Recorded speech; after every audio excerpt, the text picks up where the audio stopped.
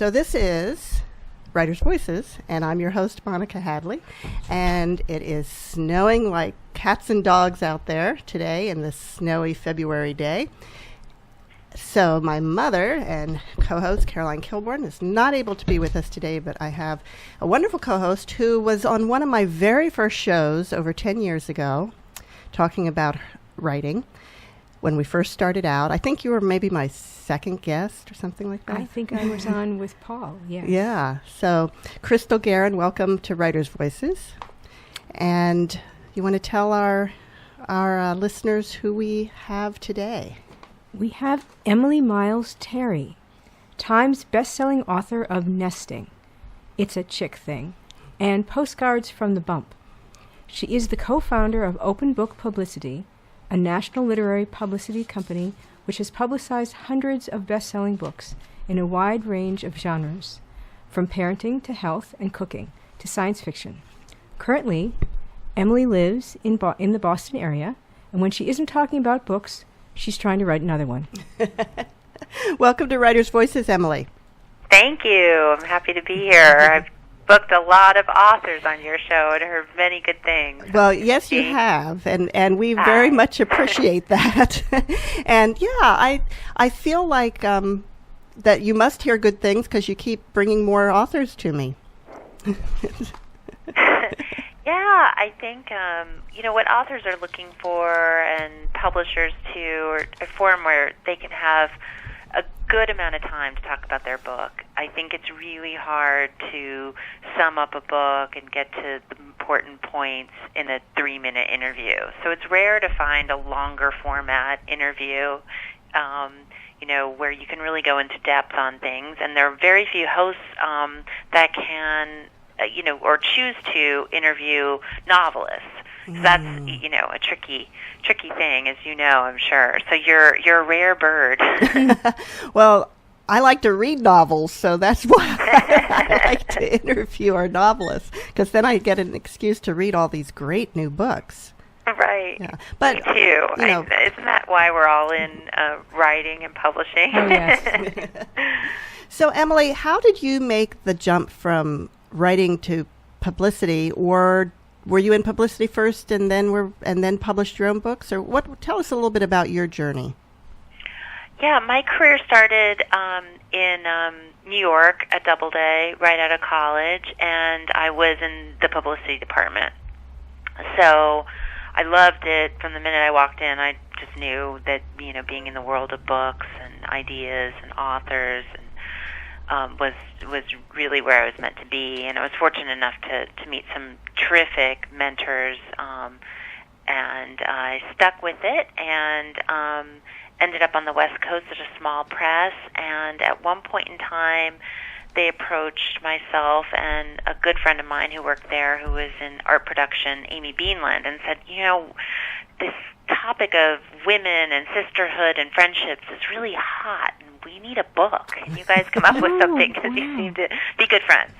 So we did. We wrote together It's a Chick Thing, which is an anthology, and it's just been really amazing to be on both ends of this publishing journey. And there are a lot of people out there that do that are editors who also write, or marketing specialists who also write, because I think ultimately we're all, like you, attracted to the written word, and it's really fun to engage in it and do different things. And I think as being an author and knowing how that feels and what it's like to be through the publicity process has really enhanced my abilities as a book publicist. I understand what they're going through. I understand their fears. I understand, when it's hard, and I also know, I think, how to prep them a little bit for the journey, because it's difficult. You're sort of, as a writer, kind of very insulated from the outer world. A lot of times that's what you have to do to get through a novel or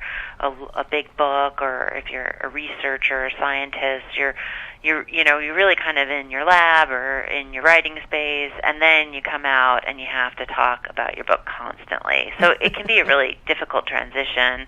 A lot of authors are introverts, at heart, and so just trying to get people to feel comfortable with that. And part of our job too is to really go out there and find outlets for writers to talk, where people who love the written word. It wasn't going to be a gotcha interview where they're trying to trick anyone. It's not political.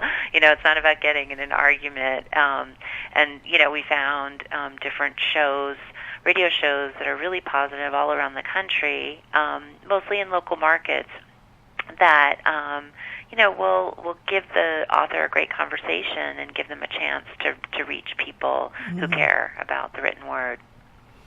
Well, we're certainly glad that you do. That you do that.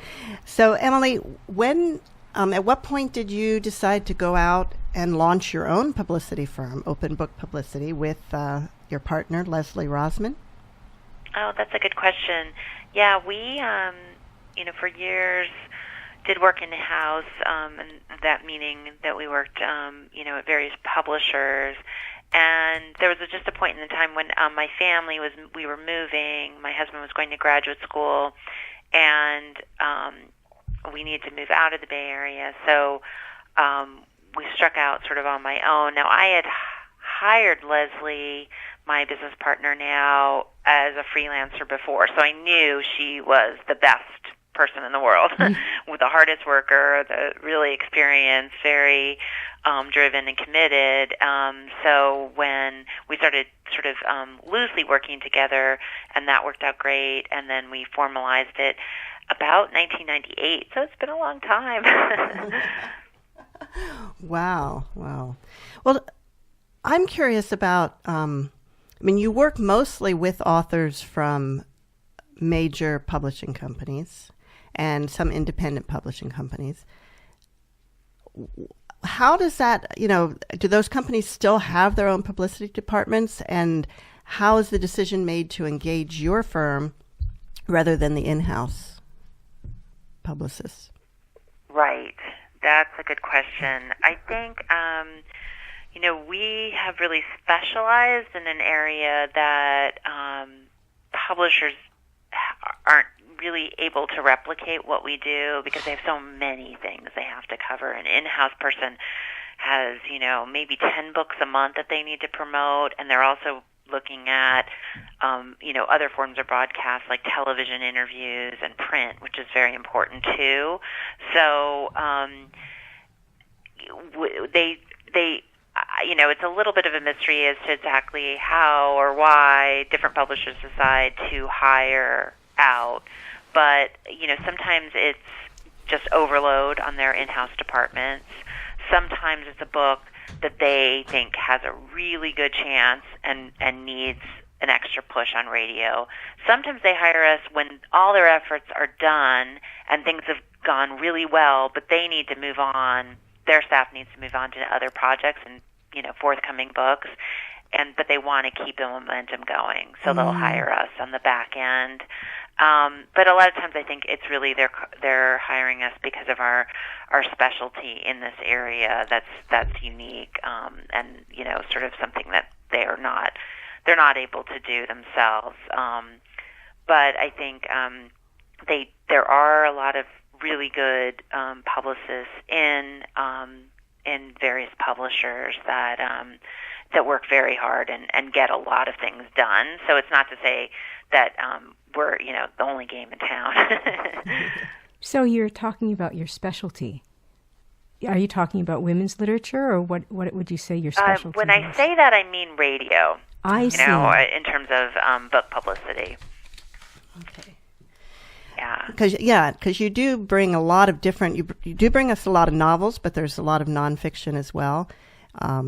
I have seen quite a few historical novels, I think, coming through, which is one of my favorite genres to read.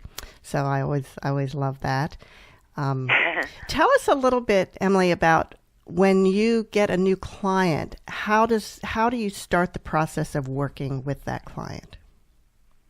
Well, first we assess the book and the author's credentials. We're looking for a few things. One, a book that we know that people like you who read a lot, who have discerning taste, and who want to have a good conversation, that it will work in that format. Once we've determined that, we look at our own schedule and make sure that we aren't already working on a book that's too similar. And that's important, too, because we want to offer a variety of different types of topics and authors and genres when we're talking to radio stations. So we look for that, any redundancies, and make sure that we're not going to kind of cannibalize our own efforts, if you will.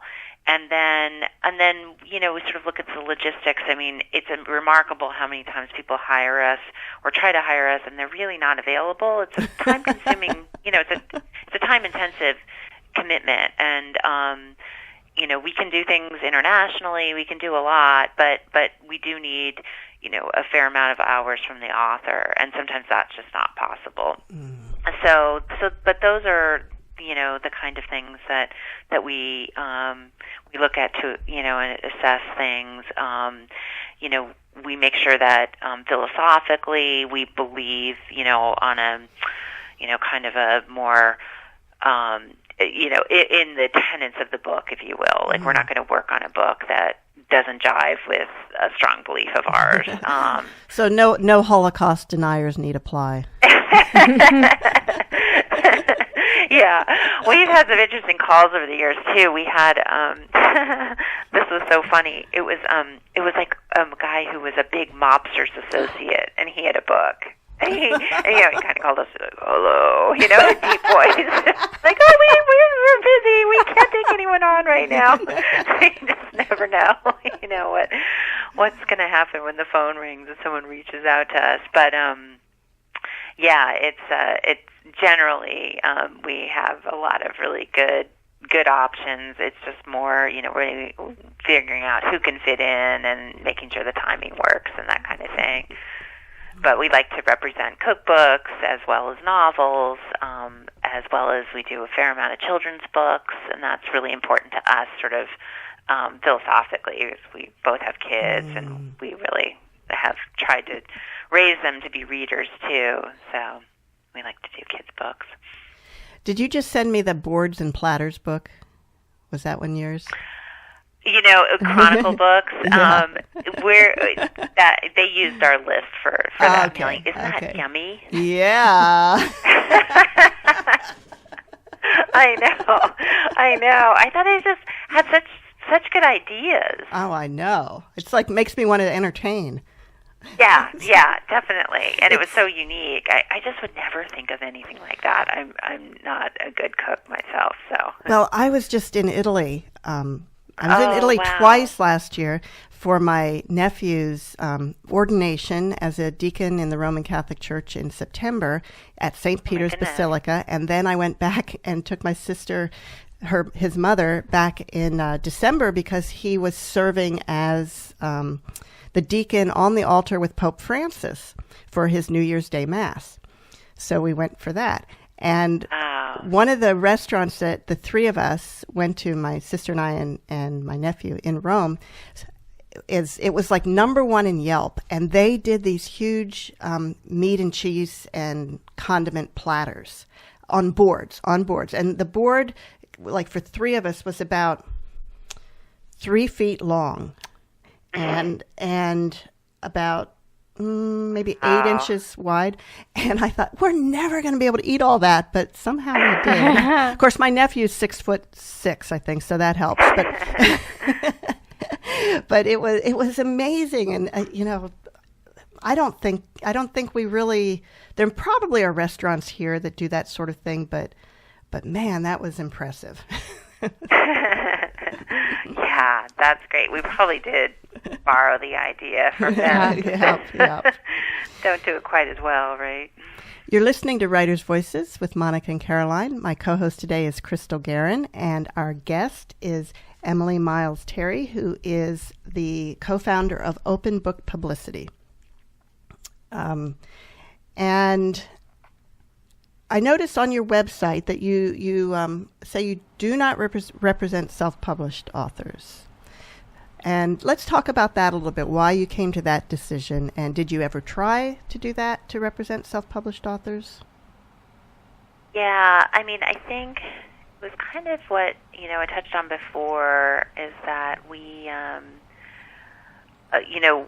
personally need to vet the books to make sure what we're representing is, of a certain quality. And but I think we're not publishers, so we didn't feel comfortable or feel like we were able to truly dig through a book and read it from cover to cover just as a prospective title. And we did need a book publisher to help us with that. That said, we do take on self-published books. We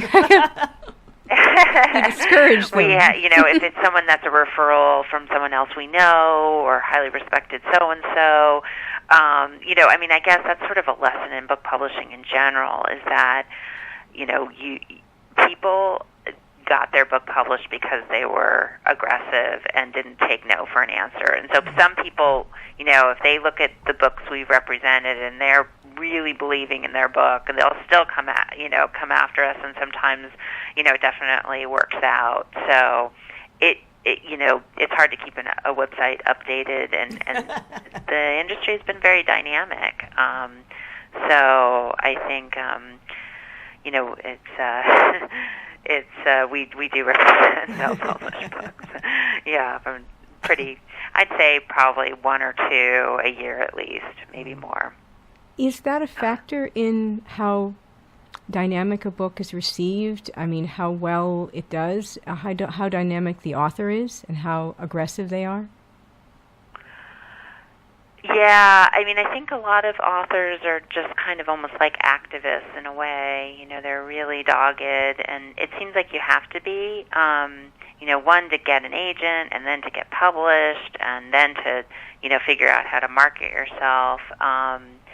So I do think that seems to be a trait that's, you're almost like a little bit like your own entrepreneur in a way, representing yourself. And, people can be, I find that they can be quite talented and quite dogged and good at running their businesses for sure.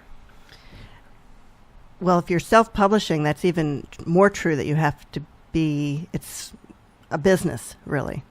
You can't just have the writing talent. You have to do the whole thing. Right. Yeah. Yes, that is tricky. And, we have had some friends that have done it and then decided not to do it again because it was so hard. Yeah. I think, it makes a lot of sense for some people that are business authors, I think, that are really doing it as more as an extension of their professional work, as almost like another business card, but a better one for people, rather than a typical author who's maybe doing it as a full-time writer, so to speak. Yeah, we've interviewed a lot of authors, of course, over the years, because we've been on the air over 10 years, over 11 years, and we've had self-published authors. Some start out with self-publishing because they don't want to take the time. Like if the book has a time factor, it needs to get out there more quickly. You can get to the market more quickly, or absolutely true. Or they just didn't think they'd be able to, or had not been successful at attracting a publisher, so they start out with self-publishing, and then if they get some traction with that first book, they are more able to attract a publisher the next time around. Right. Sometimes it goes the other way, where someone published with a publisher initially, and maybe I've had a couple that were like wanting to write in a different genre that their publisher wouldn't take, and so they self-published those, but because they had a name already, it made it a little easier. And there seems to be a fluidity of going back and forth for some writers, between using a publishing house and self-publishing. And right. A lot of them don't just do one way. It just depends on the situation. Right, right. Yeah. Yeah, you might liken it to an actor who's, sometimes acting in a theater and sometimes putting themselves in a major motion picture, right? People want to get their craft out there, their work out there, and there are a lot of different ways to do that now, which is great. Emily, in what ways has the publishing industry changed in the time that you've been working in it? And, what would you say is the most impactful change? Probably Amazon. I think well, when I first started, we didn't even have email, which is funny. I mean, and I remember when we first got voicemail. So I remember when we first got fax. Right. Sorry. I remember when we first got fax. Oh gosh, I hated the fax. Reams of paper. Oh boy, I just remember standing there waiting for something to come, and it was never mine. It's always somebody else. Yeah, so I think, there was a time, when I was in the 90s when the technology boom was just happening, and the publishers really didn't jump on the web thing at all. They didn't understand it. Of course, I mean, nobody really understood it and what it would mean. And, then suddenly we were in the position of every author contract, there would be a real catfight over the electronic rights. And that was sort of a big trend for a while. And then, I do think, Amazon's business practices have, I do have mixed, if not, bad feelings about, in terms of what they mean in the end to the quality and output of books. But, we can't fight progress, right? So just have to kind of roll and hopefully adjust. I do think it's the rise of technology in general. We're just competing for people's times. When you're in the business of content, there's so much for people to be doing. And, whether they're playing a video game or an app or, whatever, watching a movie on their phone. We just didn't have that in the beginning. So it's become harder and harder to sell a book. And then I think then we had sort of the presidential election, and the news cycle just sped up like crazy. It's just like even more. It sort of cannibalized everybody's time, sort of immersed us all in this like crazy kind of argument amongst each other. And then, hopefully we're coming out of it where people have a little more downtime. But there were, in publicity, it changed a lot. I mean, the all-powerful Oprah and the Today Show no longer exist in the same way. We still have some radio shows that can be quite impactful in terms of sales and really get a book out there. But it's just interesting to see how books get sold and what sparks it. And that maybe is a little more democratic, I guess. But because it could be almost anything these days, but it's definitely harder to sell a book, I'd say. Do you think that people are reading as much as they did 30 years ago? Reading books as much as they did 30 years ago? I don't have the data on that exactly, but I just from my own personal observations, I'd say no. I mean, I just see the competition, too, for the kids, and the Instagram and all the social media and just how that eats away at their time. So I can't imagine they're reading as much as they used to. What do you think? I don't know, because there's still a lot of young adult books that sell a lot. Yes. And the millennials are readers. Yes. As a generation, they're known to be readers, so which is great. Yeah. I have grandkids that are elementary age, and they love to read. They love their screens, too, but they read a lot. Business has been, has had some really robust years, and the kids do like traditional books in a lot of cases. That's what's kind of interesting as well. Yeah. Although the big readers, I think, do use the Kindles, but Right. Well, my grandson likes. I think he prefers traditional books. He's 8, but he reads books about Minecraft. You know. Oh. My son does that too. No, my granddaughters, they like the picture books. They want pictures, and they like to feel them. So they don't really. They have the electronic books, but they like the feeling. Yeah. Well, it does seem like there's opportunities for writers maybe more opportunities for writers because the digital world needs content too. But it's just a little different. You know, creating a video game, you know, the storyline for a video game or something like that. Yeah. It is interesting when those things go into the different formats and narratives throughout. I think it's we haven't publicized that many of those books, but we have publicized a lot of picture books and middle grade books and YA, and I think that was one thing that Harry Potter did, was sort of change the way that those books were sold. For one, she went from middle grade genre all the way up to YA, so she kind of, brought these two genres together in terms of ages, and then also she really pulled in adults. I Absolutely. have this memory of and then seeing... and then subsequent to that, John Green did, and a lot of other YA authors, Philip Pullman, and people started to enjoy, or adults started to enjoy, and there was sort of no shame in that. Right? That's for sure.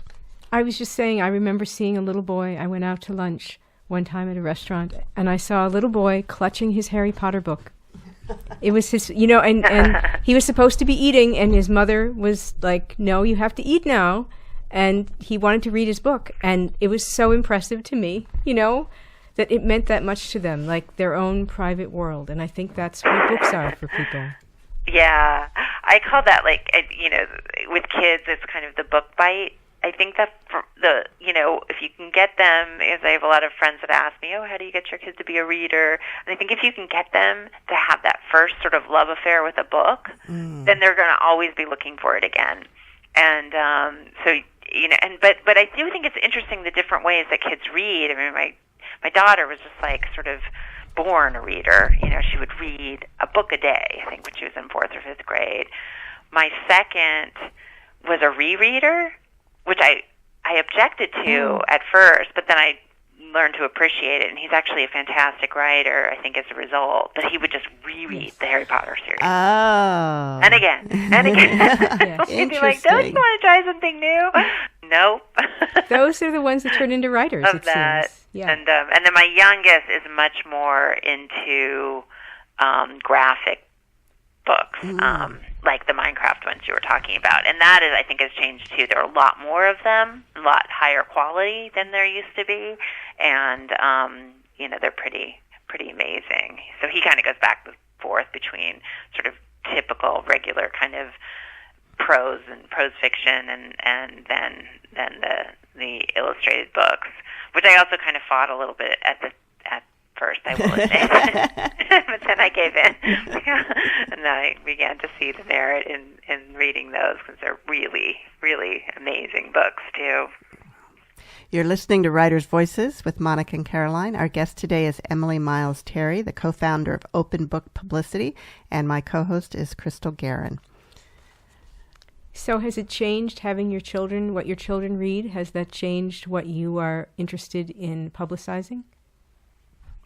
Definitely. I think my business partner and I had the same kind of experience, because our kids are about the same age, or at least our older children are, and we just personally started to really appreciate and love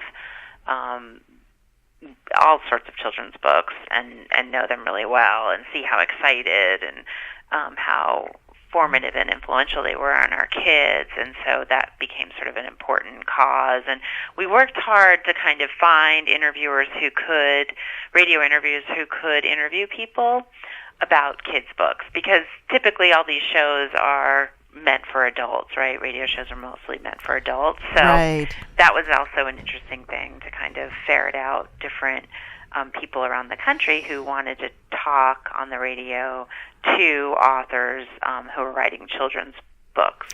And so we've worked with some really famous children's authors, and, some of them have been historical in nature and historical fiction. We're, going to take on a few more very soon in March. But it's always fun, and they're a good bunch, the children's book authors. Well, we've interviewed... They're tough. They're used to kind of going into a gymnasium full of 400 kids, and the teacher's like, "See you later. We'll come back in a couple hours. Keep them entertained for us, would you?"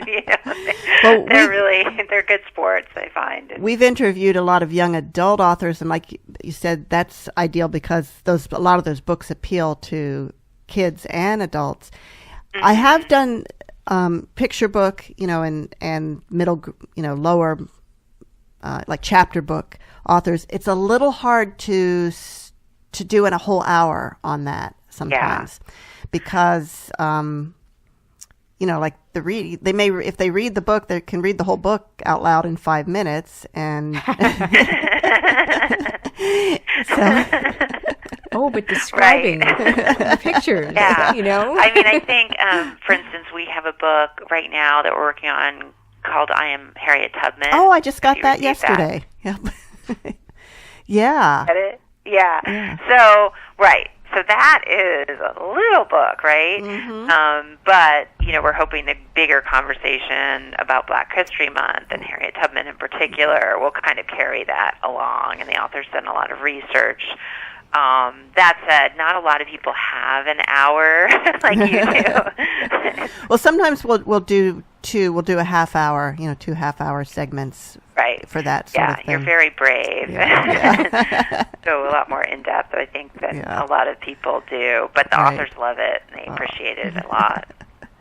So, Emily, looking at your website and some of the authors that you've represented in the past that really jumped out at me, Tom Robbins. Mm-hmm. Is he as interesting in real life as he is on the page?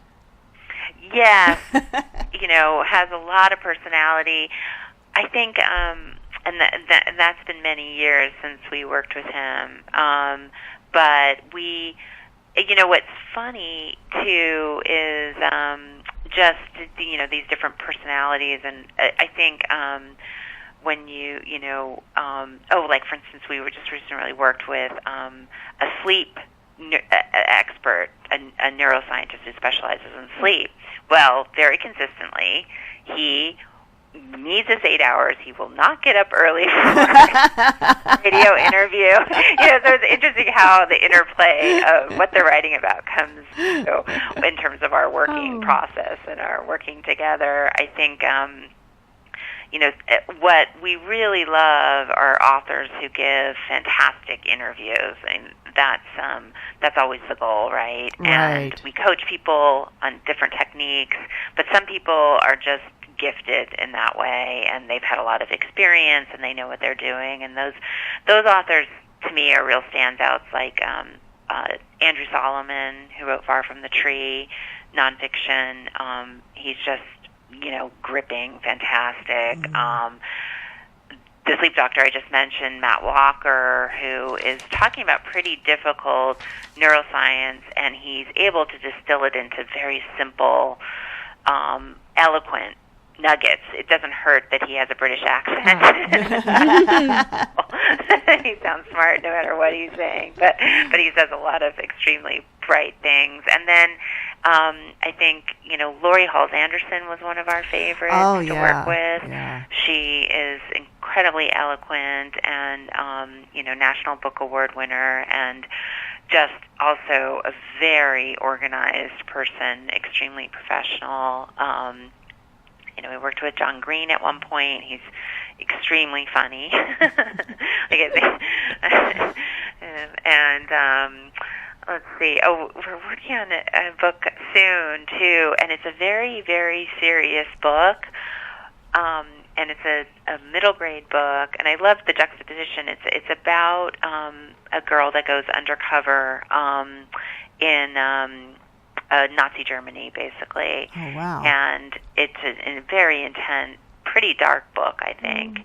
And but then the bio, the author wrote is just hysterical, And so I love that kind of idea that he would write a really serious book, but he's actually quite funny guy. The book is called Orphan Monster Spy, and it's coming out at the end of March. And it takes place in World War II in Germany. But the author's name is Matt Colleen. And, he says funny things like, one day I accidentally moved to the countryside. I don't know how that happened. That's just very funny. British sense of humor, but that's, always great. We don't necessarily always love working with celebrities, and we have before, but sometimes it's just becomes the logistics and the time limitations make it not as fun for us. They just don't have as much time to give to the campaigns, and for us it's important, and to try to get the word out about their books to as many people as possible. So we do get frustrated if we're limited in that way. And most recently we worked on Norwich by Karen Krause, and I don't think you interviewed her. I think the timing just wasn't great, right, but you probably have the book in your pile. Yes, I do. Now, but she is a New York Times reporter, sports reporter. I admire her a great deal, and she her book is about this tiny town in Vermont. It's nonfiction, and that have raised, and a lot of Olympians have come out of the town more than any other town in America. But the interesting part is that their culture is not what you would think. It's not this sort of, okay, you're going to ski every day, but it's between when you learn to walk and when you go off to the Olympics. It's not like that. They have a very sort of nurturing, creative, supportive network. They let the kids do all sorts of different sports and try out all sorts of different things, and they believe in the town of, which I think is really great, no cuts on teams.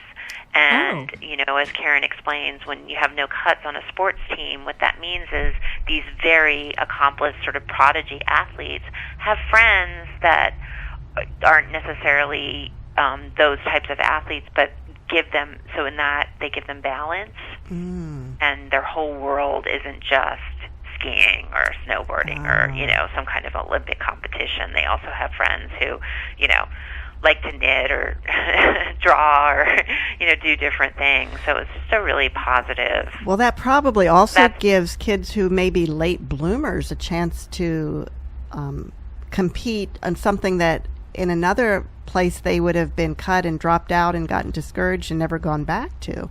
True, definitely.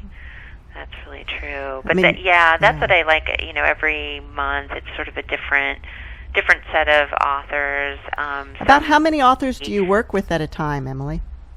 It varies, but usually we're at various stages of 5 and 6. I'd say a month, kind of going through a few months, and some are finishing up, and some are coming on new. So we can't handle much more than that. How long does a typical campaign last? Usually it lasts for 6 to 8 weeks. Okay. But it depends. If we have a really heavy news time, like right after an election, or maybe even through snowstorms, bad winter seasons, that kind of vacation times, it can stretch on a little longer for various reasons. But that's generally about, and that's about all authors can kind of handle. At first they're so eager, they're like, yay, and then by the end they're like, please leave me alone. I've had enough radio interviews with you. I want my life back. But even though they enjoy it, it is a fair amount of work and a big time commitment for them. I bet. A lot of them want to get back to writing too. Emily, what was it like working with the Dalai Lama? Well, that was interesting. They kind of, at the time, they would, basically the way it worked was he came in and did kind of a group interview. And so there were certain writers, and that was a print campaign, actually. So we're working with publications like Time Magazine and the New York Times, and the religion writers mostly, and they would sit down with him. I think, that it was interesting in that it was a very limited, high-profile kind of visit, but the book was great. Yeah. So you mentioned that radio is your specialty, but it sounds like you do also do some print publicity. We did. That was a while ago. We used to. I think now the people that handle that best are the publicists in-house for the publishers. They have those relationships, especially with the book reviews, which are still so important. And they're really good at that. I also question sort of the impact of kind of like what you would say off the book page kind of mentions, like if someone's doing an article, say, getting back to the sleep example, on sleep, and then interviews our sleep specialist. I don't think that's necessarily as effective as sort of an interview about his book. So those opportunities are a little more limited. I mean, that's definitely been a change over the years. In terms of, there used to be a lot more columnists, like lifestyle columnists that would write about books that would really drive sales, and that the impact of those, I think there's has lessened. What about reader reviews on Amazon and Goodreads, and do they matter? How much, and how do authors encourage people to write those reviews? Yeah, that's a good question. I think they matter a lot, but I think Goodreads is its own animal. I mean, I one thing that we do caution our authors about is like, don't just read those obsessively and look at your sales numbers on Amazon, because it'll make you crazy.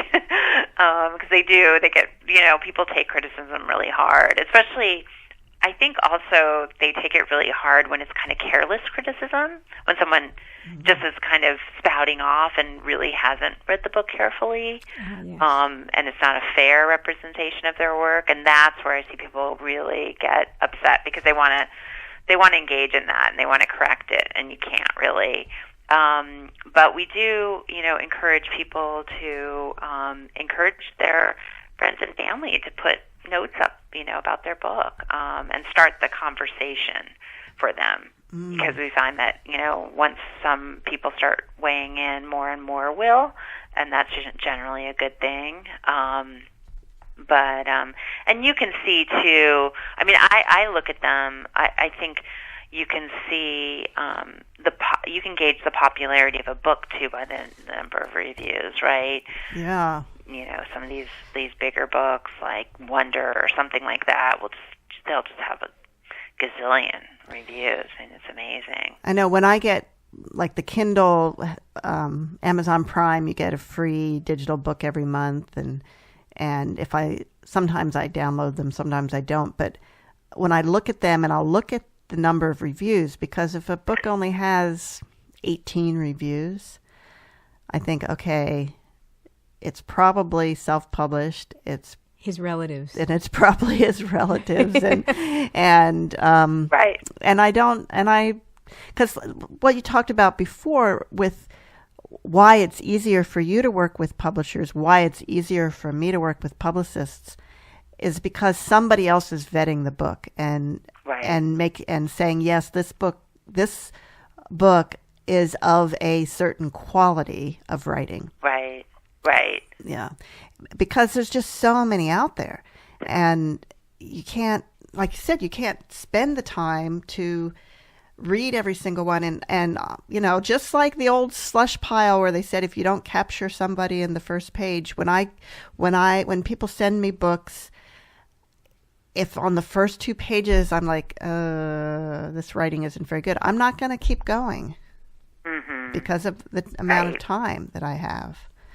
And sometimes people are lucky to even get someone to look at the first 2 pages if you don't have somebody representing you that has sort of vetted you before.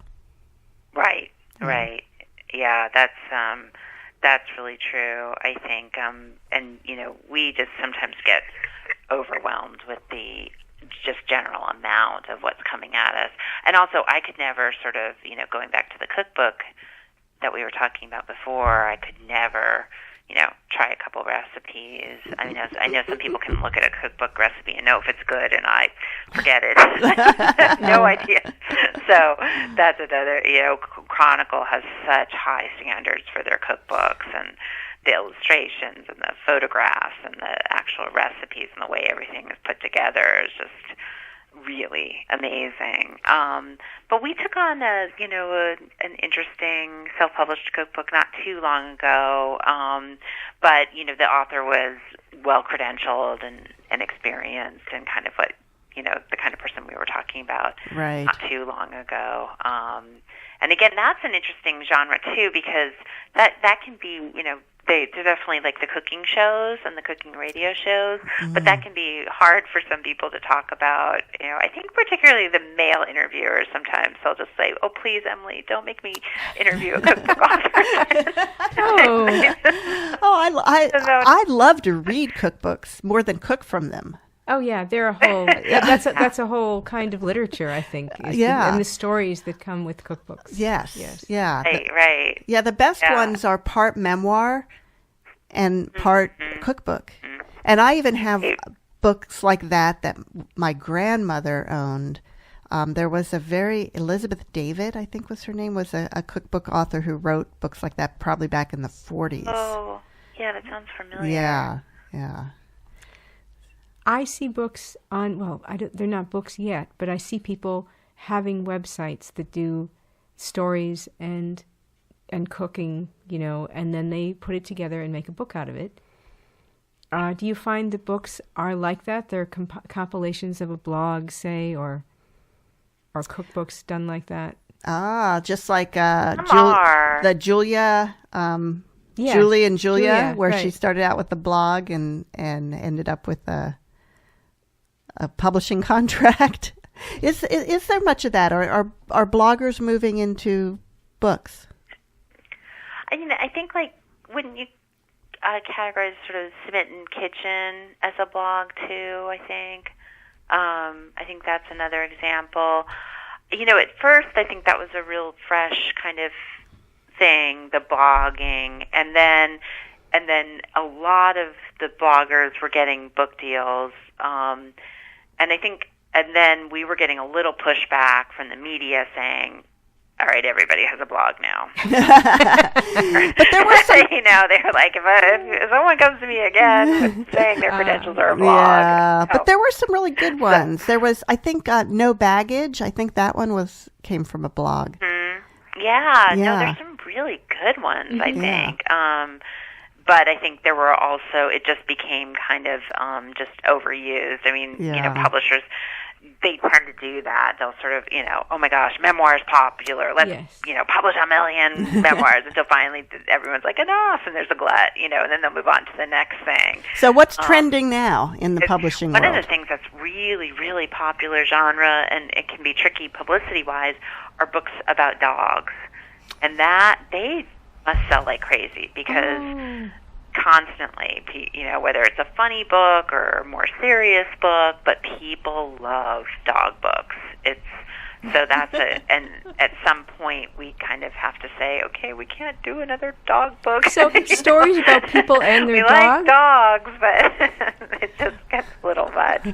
There are pet radio shows that they can hit up, but there aren't that many. So I always thought that was kind of funny. Leslie and I would look at each other and shake our heads. Oh, wow, another dog. Well, were they mostly like dog memoirs, or I know there were some that there was a couple about dogs smell, their sense of smell, and sort of the history. Yes, I did. Yes, we worked on one of those, which is Yeah. it's really interesting science. Yeah. Some of them are just about a memoir that it's heavily involves their dog, whether there was an accident or a death in the family, and the dog was somehow helpful, and or that they just got a dog and how it changed their lives, or there was one we worked on not too long ago that was all about, and it was really fun, interesting memoir, just all about like stories from the dog park. And so it is a really funny. You'll notice when next time you go in the bookstores now, you'll see there's like all these dog books. Now, when you does the publicity campaign tend to start at right when the book is released, or right before, or right after? What's the timing work for that? We generally start in about 2 to 4 weeks beforehand. So build ourselves, maybe a little longer, depending on the book. But I think in terms of the in-house efforts and like print efforts, or potentially, bigger things like, big television shows and that kind of thing, that can start as much as 6 months to 8 months prior. Prior to publication. A lot of people go to Book Expo in New York. Have you ever? I haven't. I have been to the Texas Book Festival. Oh, great! Yeah. So, Book Expo is something that's kind of faded in terms of importance over the years as well, because there are less and less independent bookstores. That's generally what it was before. But I do think that it's a good time for publishers to announce sort of splashy new books, that kind of thing. So they do that and have a lot of book signings and for media and for booksellers around the country. Now, there used to be a really big book fair in Europe that everybody went to. Is that still a thing? Frankfurt? Yeah. Yeah, I believe so, and that's more for sort of international, right? Okay. And that's an interesting thing. Different books will sell in different countries, and to hear the authors talk about the publicity process and the different titles and the way that people talk about their books in various countries. A lot of the historical fiction, if it takes place outside of the United States in particular, it will be picked up around the country. Germany picks up a lot of our books, and but it's really fun to hear their stories of it going to Australia or to promote, and just the kind of various differences and similarities in the promotion. It's fun. Yeah, I noticed that the covers of books are different too, in different countries. Even between the UK and America, even though they're both English, they may have a completely different cover. Yeah, my first book with Amy, It's a Chick Thing. I loved our American jacket. It was kind of a retro picture of women, kind of from the 50s. And the one I still have, the foreign copy I still have, it cracks me up. It's from Russia, and the women are wearing almost like Jane Fonda-esque, like aerobic outfits. Oh, not 50s. It's really this is never a jacket that I could never see in America, but I love to look at it. Really I just listened to a radio show it was probably on NPR yesterday, that was talking about female friendship. So that must be a trending topic again. Oh, great. Yeah, maybe you need to re-release your book. Yeah, that'd be fun. So it is a really fun, that makes sense, too, given everything that's going on lately. The other thing that's resurging, too, is that a long time ago, I don't remember if you remember, but we worked on this book called Random Acts of Kindness. Oh, yes. And that was a big movement back in the 90s, and it was just really sweet. It was just a sweet book with true stories of random acts of kindness, and you could not get through 5 or 6 pages without crying. It was just lovely in sentiment, and it became this huge sort of national movement. And there was a Random Acts of Kindness Day, which is still kind of around, and it seems to be kind of resurging again. We're working on a book this month actually called The Kindness Cure. And it comes from a little more of a scientific perspective, sort of talking about what it means to you personally and your body and what happens when you are kind, you know, and why we love to feel that way. But it's, you know, it's interesting to see these trends kind of come back again. Oh, well.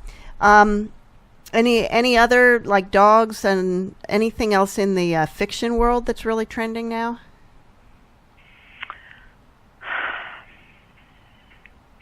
Let me think.